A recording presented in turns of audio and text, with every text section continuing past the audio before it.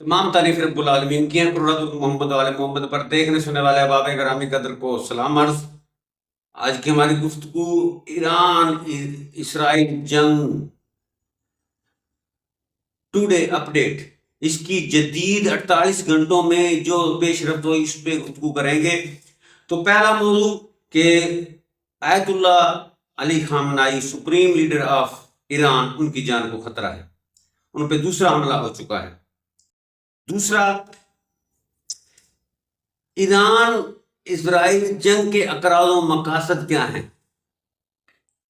तीसरा, कि इस्राइल की इस वक्त सूरत हाल क्या है और इस्राइल के अंदर तबाही, दुहाई ही दुहाई, मिन्नतें, तरले अमेरिका, कनाडा, जर्मनी, अमान और कतर, दूसरे मुल्क इस वक्त मुज़ाकरात की गूंज और जनरल असेंबली अक़वाम मुत्तहिदा के अंदर जुमे के रोज ईरान इसराइल जंग पे इजलास मुनक्किद हो रहा है।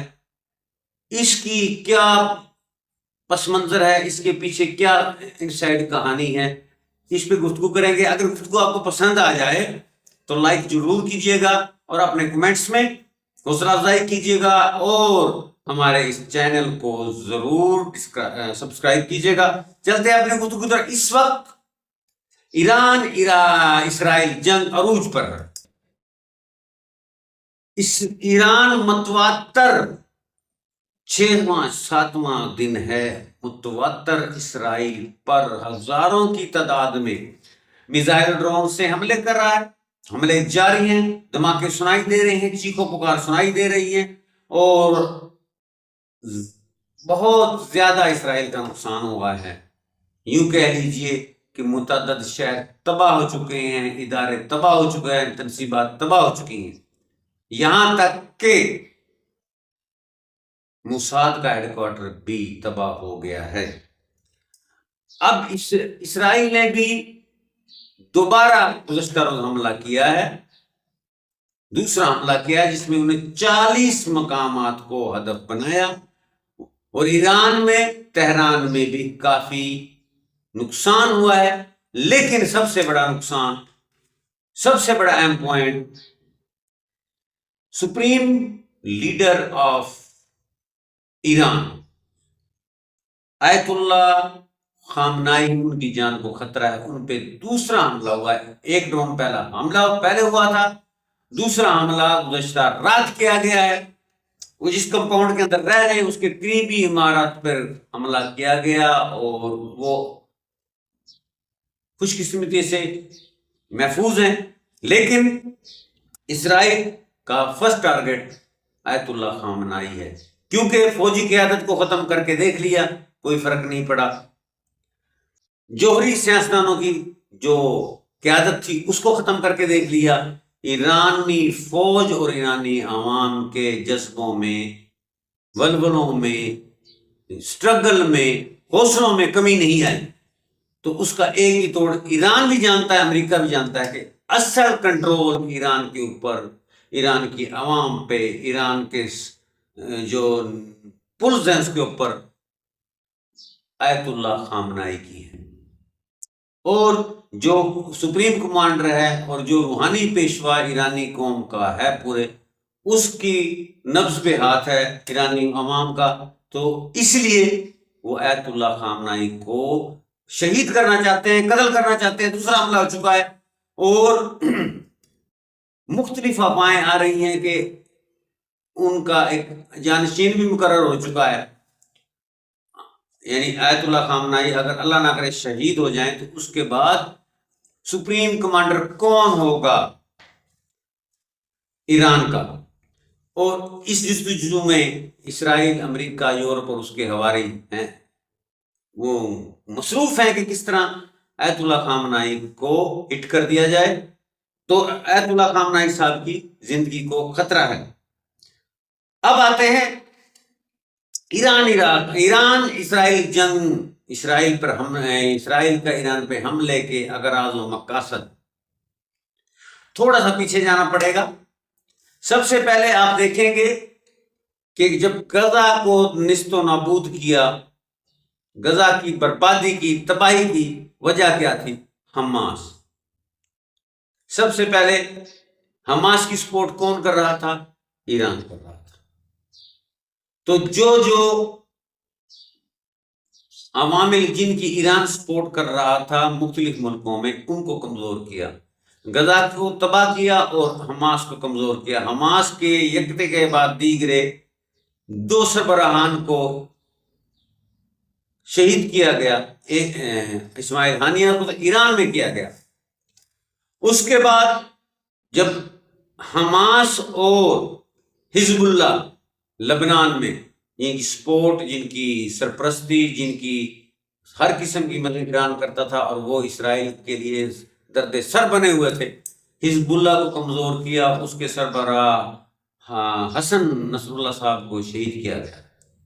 اب یہ کمزور ہو گیا تو پھر شام کے اندر بشار الاسد کی حکومت کو ایران سپورٹ کر رہا تھا، جبکہ اینٹی بشار الاسد کو اس کو یہ سعودی اور اسرائیل اور امریکہ۔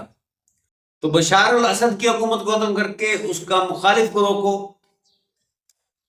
شام کی حکومت دے دی گئی۔ ادھر سے بھی اسرائیل اور مغرب مطمئن ہو گیا۔ اس کے بعد ہوتی قبائل یمن میں ہوتیوں پہ حملے کیے۔ جب ان کو تھوڑا سا اور کمزور کر لیا گیا تو پھر انہی ملکوں سے، شام سے، اردن سے، سعودی عرب سے اور عراق سے فضائی جو ان کا حدود ہے ان کو استعمال کیا گیا، ان سے دیگر سہولت کاری بھی کرائی گئی اور ایران پر حملہ کر دیا۔ مقصد یہ تھا کہ جیسے ایران پہ حملہ ہوگا، اور ایک بات بتانا بھول گیا، اس حملے سے پہلے کچھ دن پہلے سابق شہنشاہ ایران رضا پہلوی مغرب کے اندر، امریکہ کے اندر اس کو بیٹے کو خبروں کی زینت بنایا گیا اور اس کو پروموٹ کیا گیا اور اس کو اچھالا گیا کہ یہ اصل ایران کے حاکم ہیں، شہنشاہ ہیں۔ تو مغرب میں اس میڈیا نے اس کو بڑا چپ کے رکھا اور اس کے بعد حملہ ہو گیا۔ اب حملہ کیا تھا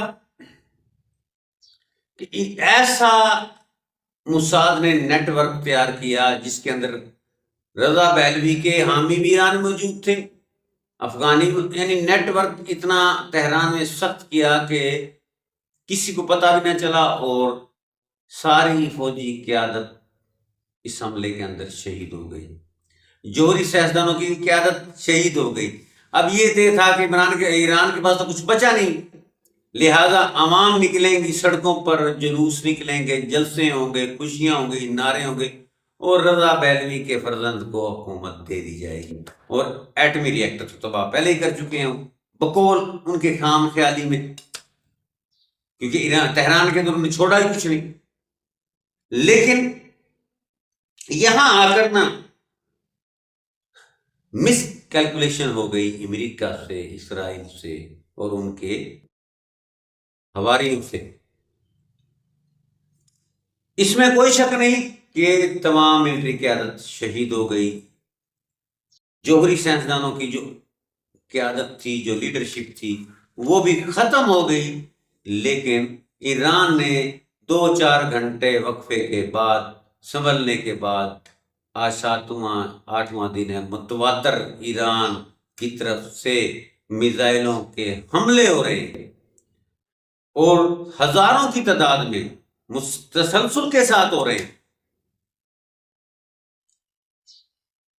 ان کے اندازے تھے کہ یہ ان کا جو ذخیرہ میزائلوں کا ختم ہو جائے گا، ایٹمی ری ایکٹر ہم نے تباہ کر دیا ہے، ایران کی فوجی طاقت ختم کر دی ہے، جوہری طاقت ختم کر دی ہے، اب یہ گھٹنے ٹیک دے گا۔ لیکن یہ مس کیلکولیشن ہو گئی۔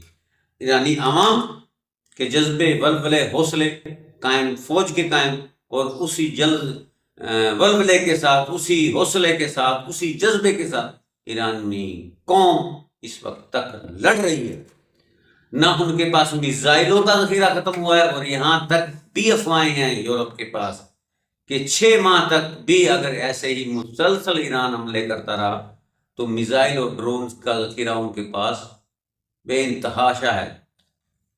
جبکہ اسرائیل نے ایران کا جو ایئر ڈیفنس سسٹم ختم کیا تھا وہ بھی بحال ہو گیا ہے، یا کہیں سے سپورٹ آ گئی۔ دوسرا، دوست ملکوں نے بھی خفیہ سپورٹ کر دی ہے، جس میں چائنا بھی ہے اور رشیا بھی ہے، ترکی بھی ہے۔ اور ایران کہنے کا مقصد اس وقت تک ڈٹا ہوا ہے، ڈٹرمنیشن کے ساتھ جنگ کر رہا ہے اور اسرائیل کو دندان شکن جواب دے رہا ہے۔ روزانہ کی بیس پہ ہزاروں کی تعداد میں میزائل جو ہیں وہ اسرائیل پر داغے جا رہے ہیں، جس کے اندر اس کے تمام شہر، اہم تنصیبات، یہاں تک کہ موساد کا ہیڈ کوارٹر بھی تباہ ہو گیا، اور اسرائیل یہودی شہریوں کی چیخیں نکل رہی ہیں، دھمائیاں نکل رہی ہیں۔ 2 سے 3 ویڈیوز آ چکے جس میں اسرائیلی شہری ایران سے ترلے کر رہے ہیں کہ سیز فائر کر دو، سانو معاف کر دو، سانو چھٹ دو۔ اور ایک ویڈیو کے اندر وہ پاکستان کے بھی نعرے لگ رہے ہیں، please help us, please help us. تو چیخیں نکل رہی ہیں، شہری اسرائیل کو چھوڑ کر بھاگ رہے ہیں۔ ادھر سے پاکستان کے فیلڈ مارشل اور امریکہ کے صدر ٹرمپ کی بھی ملاقات ہو چکی ہے، اور خلیج کے اندر عمان اور قطر کو متحرک کر دیا گیا کہ تسی سالسی کراؤ، رسائی کراؤ، جفیاں پواؤ۔ مذاکرات کی گونج آنی شروع ہو گئی ہے۔ ادھر یورپ کے اندر سے جرمنی، کینیڈا، آسٹریلیا، یورپی 2-4 اور ملک ہیں جنہوں نے بھی مذاکرات پہ زور دینا شروع کر دیا ہے۔ اور ادھر سے جمعے کے روز اقوام متحدہ کی جنرل اسمبلی میں ایران اسرائیل جنگ پہ اجلاس منعقد ہونا ہے، اور اس کا جمعے کے روز وہ طے ہو گیا ہے، اور اس پہ ایک ووٹنگ ہوگی، کاروائی ہوگی۔ تو کہنے کا مقصد یہ ایک دم کیوں ترلے اور مذاکرات اور جناب سیز فائر اور جنگ بندی اور جنرل اسمبلی کا اجلاس؟ کل تک تو ڈونلڈ ٹرمپ صاحب کہہ رہے تھے کہ تہران خالی کر دو، ایران جب تک سرنڈر نہیں کرے گا اس پہ حملے جاری رہیں گے۔ نتن یاہو پاکستانی عوام کو اور ایران کی عوام کو کہہ رہے تھے کہ اب آپ خالی کر دیں، جب تک یہ جوہری پروگرام ہمیں یقین نہیں ہوگا، اس کو تباہ نہیں کریں گے۔ اور وہ B-52 طیارے اسرائیل نے مانگ لیے تھے اور امریکہ دینے کو تیار تھا، اور وہ بنکر بلسٹر بم جو زمین کی تہوں تک تباہی کرتا ہے وہ اسرائیل کو دے دیے گئے تھے۔ ایک دم یہ مذاکرات کی گونج کیوں آ رہی ہے یورپ سے بھی اور مڈل ایسٹ سے بھی؟ اس کے پیچھے بھی ایک بڑا انسائڈ سٹوری ہے۔ میں نے گزشتہ ویڈیو میں کہا تھا کہ اگر ایران 5، 7، 8، 10 دن تک متواتر لڑتا رہا اور اسرائیل کی تباہی زیادہ ہوگی، نقصان زیادہ ہو گیا، تو ٹرمپ ویسے ہی سیز فائر کرائے گا، اور ٹرمپ نے خود کہا میں ویسے ہی سیز فائر کرنے کے سالس بننے کو تیار ہوں، اور سیز فائر ویسے ہی کراؤں گا جیسے انڈیا اور پاکستان کا کرایا تھا۔ اگر نقصان ایران کا زیادہ ہوتا ہے، اگر ان کے عزائم پورے ہو جاتے ہیں، تو پھر جنگ طویل ہو جائے گی، اور وہ تیسری جنگ عظیم میں بھی دوسرے ملکوں میں پھیل جائے گی، اور پھر تیسری جنگ عظیم کی شکل اختیار کر لے گی۔ لیکن اس وقت فی الوقت اسرائیل کو بہت زیادہ نقصان ہوا ہے، اور اس وقت جنرل اسمبلی میں بھی جمعے کو روز اجلاس ہوگا، تو ہو سکتا ہے مذاکرات ہو جائیں، لیکن آیت اللہ خامنائی نے کہا ہے کہ ہاں ایران کسی حالت میں ایرانی سرنڈر نہیں